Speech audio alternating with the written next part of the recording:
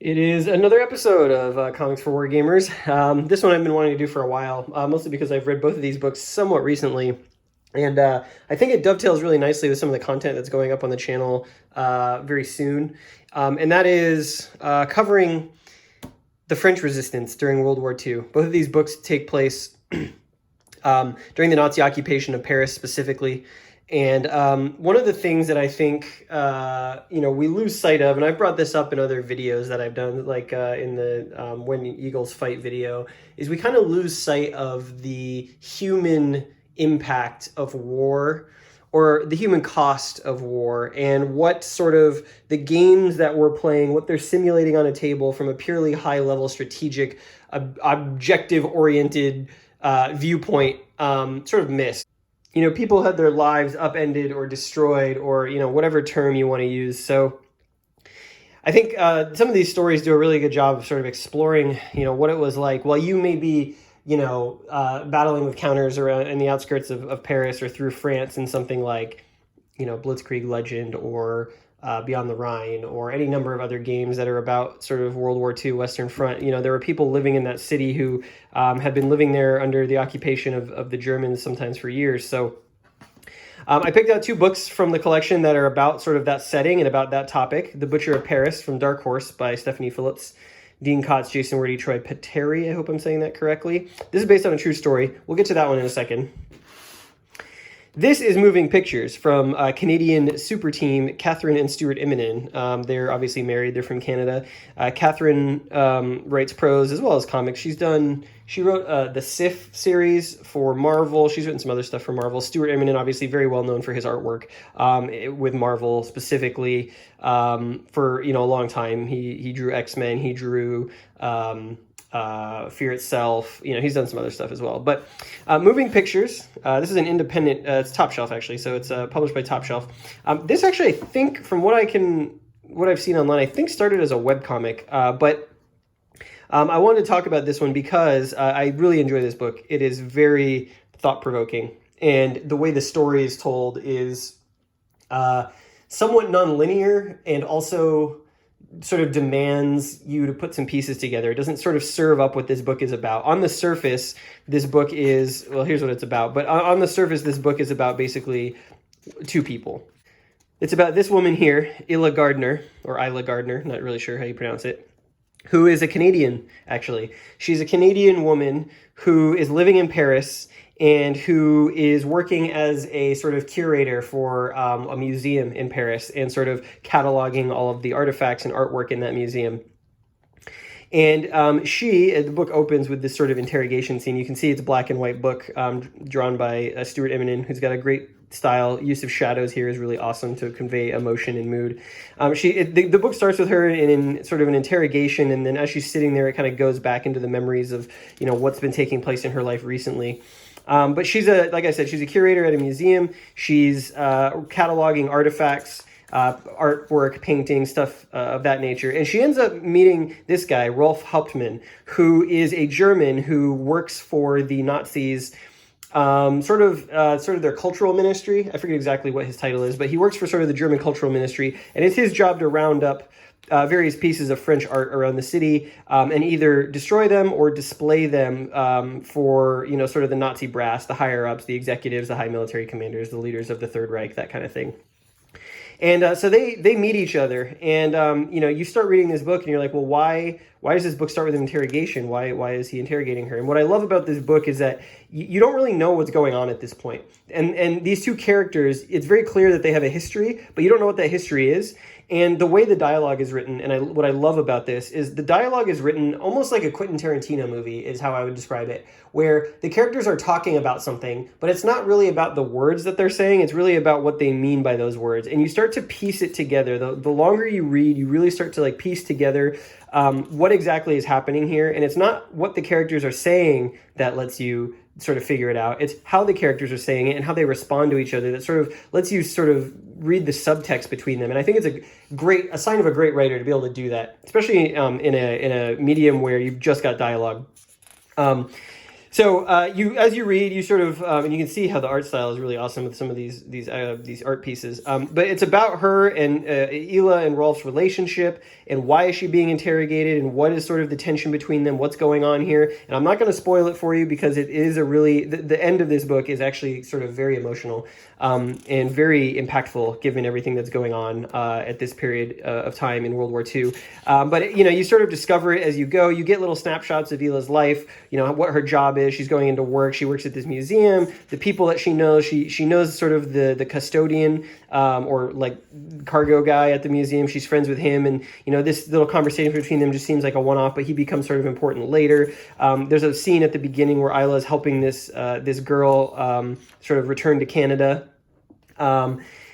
And it's just a really great book. It's kind of it's drama. It's character drama. There's a lot of emotional moments near the end, like I said, and it's just really well drawn. It's got a great style to it. The shadows really convey a lot of the emotion of the book, even though there's no color. And it really brings you into sort of like a very personal story about what it would have been like to live under Nazi occupation in Paris at the time, especially for someone who's a non-citizen, right? She's Canadian. She's not a French person. And everyone keeps asking her, well, why don't you go home? Why don't you go home? And she's like, I'm not leaving Paris. And you don't really understand why.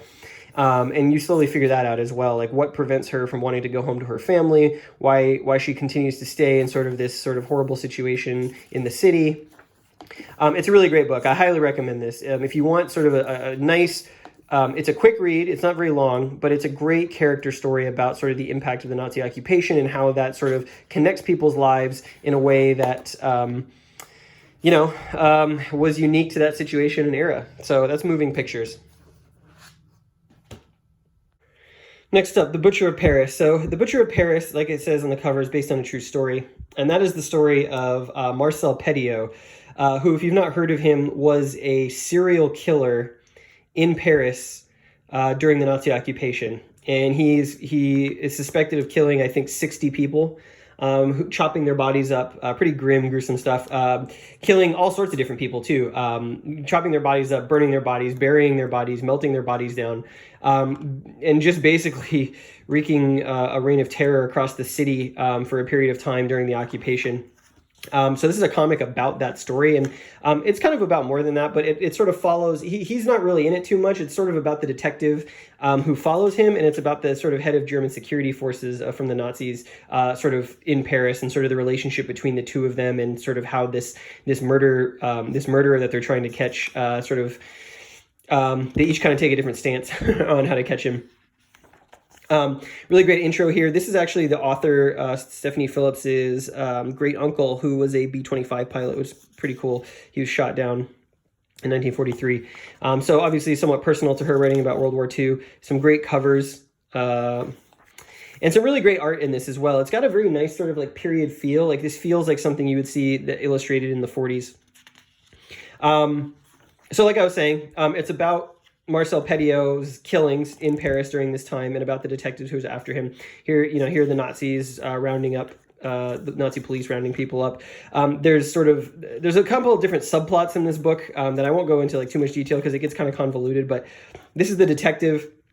And the detective, I believe his son is his assistant, and they're constantly under pressure by like the local security forces to either stay out of the way or do their job better. And there's kind of this tension between the Nazis and the Nazi chief and this detective agency, and he wants him to he takes control of his cases. Sometimes he butts in on his investigations, but the detective won't be denied. He's after Petiot. He's after the killer, and it's all about it basically tells the true story of how Petiot was found and how he was basically tried, and sort of what that meant. So historically, and it shows this in the comic as well, but historically, after he was caught, so what happens is there's a report of like smoke in Petiot's apartment and weird smells by a neighbor, and so the police go in there and they discover, like you can see here, they discover that he's just been mutilating bodies and burning them. And so they don't know where he is. They're trying to find him.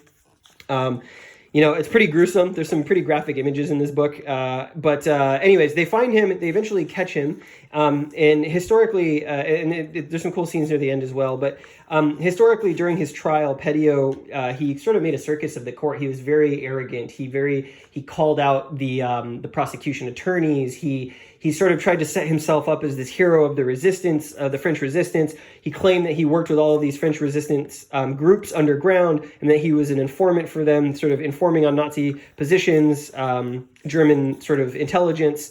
And there's not really too many historical records of him doing that, although there was a U.S. Officer in the 80s, I believe, who actually referenced him as one of their intelligence sources. So it's not totally wrong that he was helping the resistance and the Allies. He was in some fashion, but during his trial, he sort of really exaggerated that. He claimed that a lot of the people he was killing during his trial in Paris were Germans or German sympathizers. He tried to basically blur the line between what was actually going on and what he was doing, so to sort of get off. He had a very high opinion of himself, sort of a very, like, not stereotypical, but like when you think of a serial killer and the type of ego they would have, the type of personality they would have, he definitely fit that bill. So this all takes place in 1944. I think I mentioned that. And as you can see, the art is absolutely beautiful. Love the coloring in this book. And if you just like sort of crime thrillers, this is set in World War II specifically. This is a really good one. It's kind of got everything. I mean, if you read up on the history of the actual guy and sort of the situation around him, the comic basically follows those broad strokes. But there's some characters in here, the character development with sort of the Nazi head of security and the detective and his son and their relationship, and how they are sort of dealing with what's going on. So it's a great book. If you want something, this is a great picture. That I believe that's Marcel Petier right there. It's sort of bloody hands claiming that he's helping the Allies. So Butcher of Paris, really awesome book, sourced in actual historical events and told from exhaustively researched and told from a really interesting perspective. So if you're interested in the Nazi occupation of Paris whatsoever, and you're looking for stories sort of set in that world, fictional or somewhat fictional, these are both great comics. You can get these pretty cheaply. They're both pretty small, pretty quick reads, and they're fantastic if you have any interest at all in the period. So thanks for watching. Let me know what you think of this. Let me know if there's any era specifically that you want me to cover in this series. I think next month I'm kind of waffling between doing World War I and something from the Ancients period. There's a couple options I have from the medieval period as well. There's a lot of options. I have a lot of ideas for the series, and I have a lot of books that will fit into a bunch of different eras here. So, but if you have something specifically that you're interested to hear more about or learn about for the first time in the comic format, let me know, and I will try and do that when I do the Comics for Wargamers episode for June. So anyways, thanks for watching.